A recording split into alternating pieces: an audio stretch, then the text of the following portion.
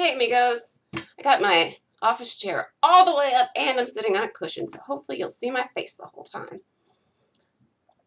So I got the results yesterday of my MRI and my PET scan. Basically zilch that we didn't know already.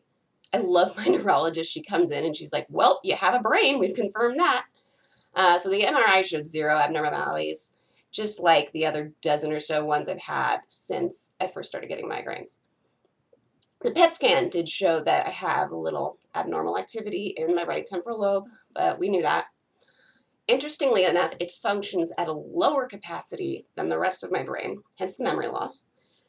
But when I have a full-on generalized seizure, it kind of goes into oh shit mode for some reason. You know, some stupid gene on my dad's side of the family. If I ever decide to have a furless child and totes adopting. Speaking of children with fur, Bucky's freaking out about something. And we're back. So I've adjusted my meds. I'm now taking extended release lamotrigine. And I'm pretty confident that it'll keep me seizure free for long enough periods of time that there's really no need to go rooting around in my brain. I told her how miserable I was during that video EEG. And I know it sounds easy, but I never wanted to go there again. And she said, as long as I'm your doctor, that won't happen. She's great. If you live anywhere near KU Medical Center in Kansas City, Kansas, which is the less cool Kansas City, you should see if the epilepsy center there is taking new patients. But if you're not lucky enough to be in the City of Fountains or its metro area, and you have a neurologist or epileptologist that you just don't feel you click with, it's really worth going to your health insurance website and looking at other places in your area. I have gone to some douchebag neurologists that I had to ditch and felt way better when I did. A good rule of thumb, if you go in there and say, I have documented epilepsy / chronic headaches, and they say anything about it all being in your head, just bail.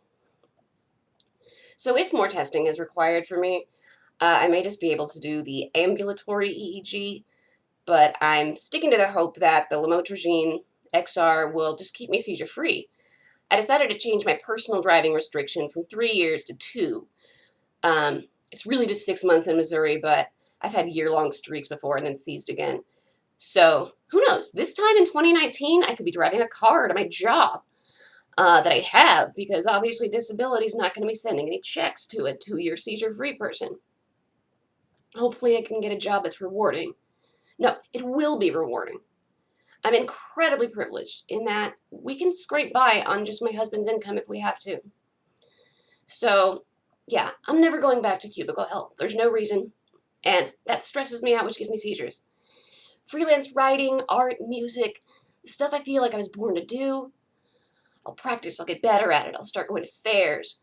My dad and I will see if we can get gigs somewhere in the audience besides the nursing home, even though they always have and always will be my favorite audience. See, when you're the creative type, you can have pink hair and tattoos, and you're not a miscreant. Oh, speaking of, check this out.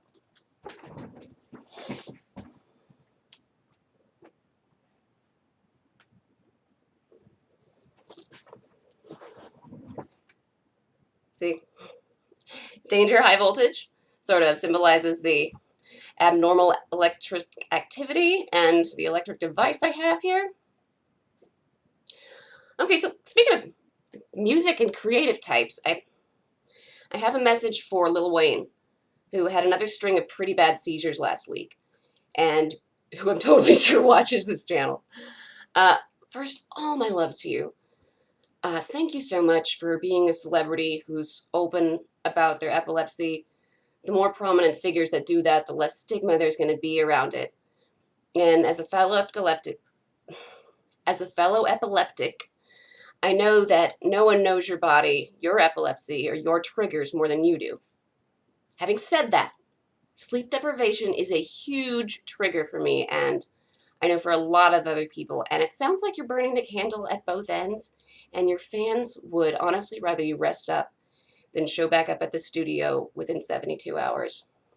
Speaking of triggers, these rumors that you're addicted to codeine are unsettling.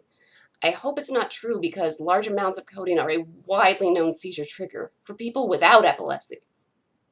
I know you get really terrible migraines too. I feel you. I don't know what meds you're on or what treatments you've tried, but your manager put it really well when he said, he's an epileptic. That's the reality of it. It's something we know we're going to have to deal with for the rest of his life. This might not be the last time you see Lil Wayne having a seizure. And that's so true. It becomes your new normal. But again, having said that, your fans love you and want you to be happy and healthy. So please listen to your doctors and avoid triggers. And that goes for everyone with this awful disease. All right, guys. Have a good weekend. See you next time.